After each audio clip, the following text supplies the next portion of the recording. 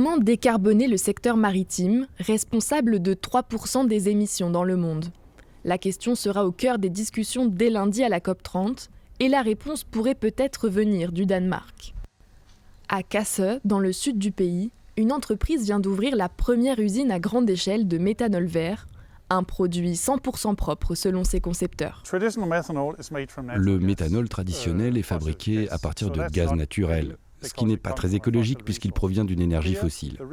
Ici, les ressources utilisées sont le bio-CO2, l'électricité produite à partir d'énergie solaire ou éolienne, et d'eau que nous ajoutons à l'électrolyseur pour séparer l'hydrogène et l'oxygène.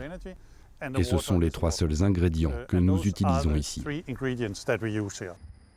Le méthanol vert, ou e-méthanol, est ensuite obtenu en faisant réagir le CO2 et l'hydrogène dans cette tour de réacteur. Et peut ensuite être utilisé comme carburant, en remplacement du fioul, dans les ferries ou les bateaux de croisière équipés de réservoirs adaptés. Nous essayons d'électrifier tout ce qui peut l'être, c'est donc notre priorité absolue. Et puis, au bout du compte, il reste certains secteurs difficiles à électrifier qui nécessiteront une alternative, comme le e-méthanol. Mais avant de se substituer totalement au carburant fossile, le e-méthanol a encore quelques problématiques à surmonter. Il faut aujourd'hui 2 fois plus de e-méthanol que de carburant traditionnel pour assurer un même trajet en bateau, et le prix reste élevé. Étant donné que l'électricité est verte, l'éthanol synthétique est également vert. Mais cette technologie est très gourmande en énergie et donc coûteuse.